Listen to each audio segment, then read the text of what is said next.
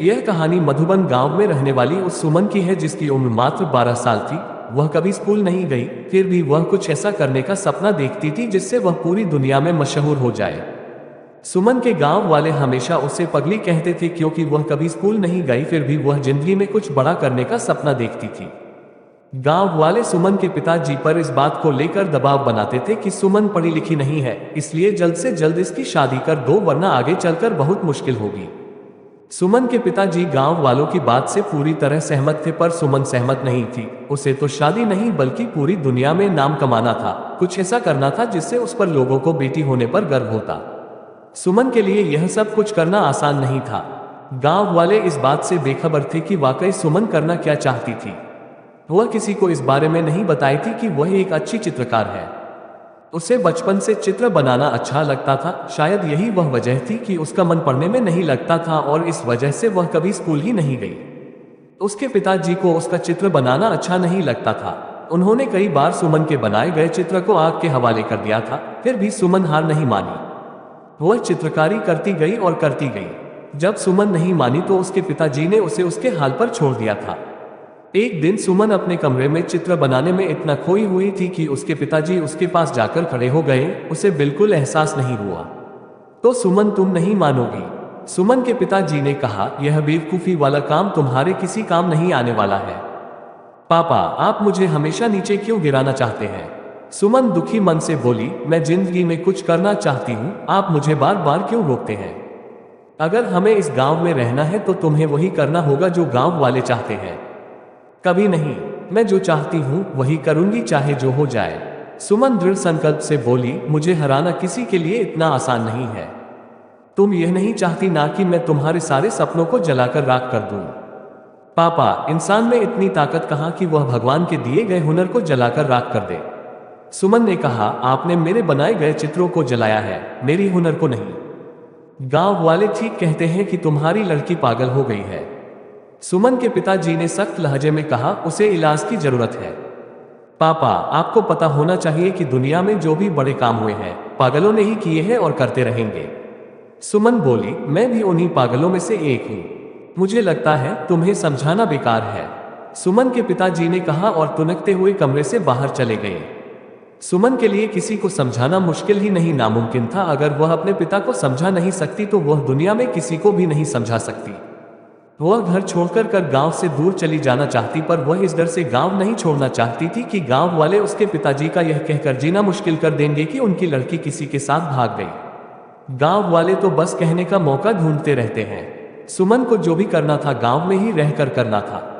वह गांव वालों को सफल होकर दिखाना चाहती थी ताकि वे भी अपनी बेटियों को आगे बढ़ने का मौका दें और उनकी बेटियां अपने पैरों पर खड़ी हो सके। एक दिन सुमन के मन यह विचार आया कि वह गांव में अपने बनाए गए चित्रों की प्रदर्शनी लगाएगी और पास के 10 गांवों में प्रचार प्रसार के लिए जाएगी। वह इस बारे में बात करने के लिए अपने पिताजी के पास गई। शायद उसे इस काम में किसी की मदद की आवश्यकता थी। पापा, मैं आपसे कुछ कहना चाहती हूँ, सुमन ने अपने पिताजी से कहा। शायद आपको अच्छा लगेगा कि नहीं। बोलो, क्या कहना चाहती हो? मैं गांव में अपने बनाए गए चित्रों की प्रदर्शनी लगाने जा रही हूँ। सुमन ने कहा, इस प्रदर्शनी में लोगों को मेरे हुनर के बारे में पता लगेगा तो वो हमें कुछ नहीं कहेंगे बल्कि मुझ पर गर्व महसूस करेंगे। गर्व और तुम पर? सुमन के पिताजी ने गंभीरता से कहा, यह कभी नहीं हो सकता, शर्त लगा लो। किस बात की शर्त? यही कि अगर गांव वालों को तुम पर गर्व नहीं हुआ तो क्या पिताजी, तुम चित्रकारी छोड़ शादी करके यहां से चली जाओगी? सुमन के पिताजी ने कहा, मंजूर है तुम्हें यह शर्त? मंजूर है, पर सुमन बोली, आपको मेरी प्रदर्शनी का प्रचार प्रसार पास के 10 गांवों में करना है। हाँ, मैं तैयार हूँ। तो मैं भी तैयार हूँ। सुमन ने कहा, देखना है किसकी जीत होती है और किसकी हार। सुमन और उसके पिताजी प्रदर्शनी की तैयारी में जी जान से जुट गए। सुमन के पिताजी अपने खास दोस्तों के साथ पास के 10 गांवों में प्रदर्शनी के प्रचार प्रसार के लिए गए और उन्होंने घर घर जाकर प्रचार प्रसार किया। सुमन खुश थी कि उसकी प्रदर्शनी देखने के लिए 10 गांवों से लोग आने वाले थे। तैयारी भी अच्छी खासी हुई थी और यही नहीं, 3 दिन चलने वाले इस प्रदर्शनी को देखने आने वालों में काफी खुशी दिख रही थी। प्रदर्शनी के उद्घाटन के लिए शहर से जिला अधिकारी को बुलाया गया था। जिला अधिकारी ने गांव वालों के सामने सुमन को यह कहकर शाबाशी दी कि भगवान करे ऐसी लड़की हर माँ बाप को दे जिससे गांव ही नहीं बल्कि पूरा देश रोशन होता है। प्रदर्शनी शुरू हो गई। 10 गांवों से प्रदर्शनी देखने आने लोगों का मेला लग गया। जो भी प्रदर्शनी में लगे सुमन के हाथों से बनाए गए चित्रों को देखता था, दांतों तले अंगुली दबा लेता था। सुमन ने गांव के जीवन को बेहतरीन तरीके से कैनवस पर उतार दिया था।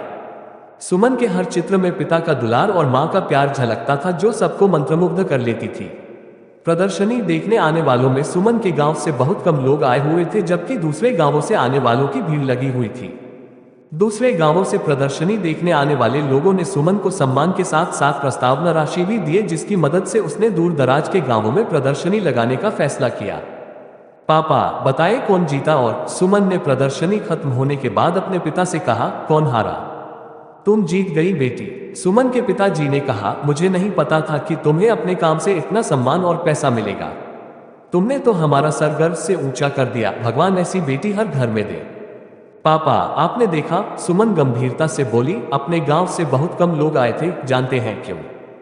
क्यों बेटी? क्योंकि वे हमारी तरक्की नहीं देखना चाहते हैं। बेटी मैं भी तुम्हारा दोषी हूं। सुमन के पिताजी ने अपराधबोध की भावना से कहा, मैंने तुम्हें बहुत परेशान किया। मैंने तुम्हारे बनाए गए चित्रों को जलाया, जो मुझे नहीं करना चाहिए था। पापा अगर आप मेरे साथ प्यार से पेश आते तो शायद आज मैं जहां हूं वहां नहीं होती। सुमन ने कहा, पापा आपकी हर बात से मुझे और अधिक प्रयास करने की ताकत मिलती थी। सुमन पिताजी का साथ पाकर बहुत खुश थी, और क्यों नहीं, अब वह और ज्यादा प्रयास करके और ज्यादा ऊपर जाएगी। वह अपने कला को और ज्यादा निखारने का प्रयास करती रही और साथ ही दूर दराज के गांवों में प्रदर्शनी भी लगाती रही। एक दिन भगवान ने सुमन के साथ जो किया वह किसी के साथ न करे। एक हादसे ने सुमन का सब कुछ बर्बाद कर दिया। उसके दोनों हाथ चले गए। उसके सारे सपने टूटकर बिखर गए। वह निराश जिंदगी से हारी हुई चुपचाप घर के आंगन में बैठी रहती थी। उसके पिताजी का रो रो कर बुरा हाल था। उनसे अपनी बेटी का दुख नहीं देखा जा रहा था, शायद इसलिए वे उसके सामने बहुत कम आते थे। सुमन खुद को समझाने की पूरी कोशिश करती थी कि उसकी कहानी इतनी आसानी खत्म नहीं होने वाली। अब उसकी लड़ाई ना पापा से है और नहीं गांव वालों से, अब उसकी जन्म किस्मत से है। अब चाहे जो हो जाए वह किस्मत को हराकर मानेगी, दुनिया में नाम कमाकर मानेगी। सुमन एक बार फिर नए सिरे से शुरुआत कर दी। इस बार वह हाथ से नहीं बल्कि पैर से चित्र बनाने की कोशिश कर रही थी, जिसे देखकर उसके पिता का दिल पसीज गया। बिटिया यह क्या कर रही हो? सुमन के पिताजी ने कहा, अब तो मान जाओ। पापा मैं कभी हार नहीं सकती। सुमन बोली, मेरी कहानी इस तरह से खत्म नहीं हो सकती। क्या तुम्हें लगता है कि तुम इस तरह से अपने सपने को पूरा कर लोगी? पापा अगर इरादे पक्के हों तो कोई भी काम इस दुनिया में मुश्किल नहीं है। सुमन ने कहा, मेरे से ज्यादा लोग हाथ से झेलते हैं फिर भी कामयाब होते हैं। बेटी प्रयास करो, मैं हमेशा तुम्हारे साथ हूं। सुमन के पिताजी ने कहा, तुम्हारे प्रयास से तुम्हारी बदकिस्मत भी हार जाएगी। और इस तरह से कई सालों के मेहनत के बाद एक बार फिर सुमन की जिंदगी अपने ट्रैक पर वापस लौट आई। उसके टूटे हुए सपने एक एक कर जुड़ने लगे थे। वह गांव से लेकर शहर तक अपनी चित्रकारी के लिए मशहूर होने लगी थी। जो गांव वाले सुमन की तरक्की से जलते थे, हादसे के बाद से उसके लिए दुआ करने लगे थे।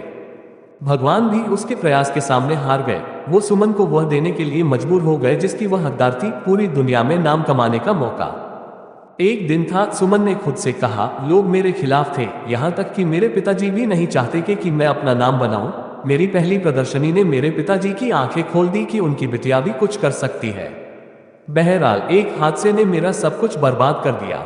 मेरे दोनों हाथ चले गए। मैं टूट चुकी थी। मुझे नहीं लगा था कि अब मैं कुछ कर पाऊंगी, पर मुझमें कहीं ना कहीं वह चिंगारी थी जो मुझे एक बार फिर आग बनने का मौका दिया। माँ ने नए सिरे से प्रयास शुरू की और देखते देखते सब कुछ मेरे लिए एक बार फिर आसान हो गया और मैं पूरी दुनिया में नाम बनाने के लिए आगे बढ़ी। हादसों में आदमी मरता है पर उसके जज्बात जिंदा रहते हैं। एक प्रयास से सब कुछ बर्बाद होने से बच जाता है।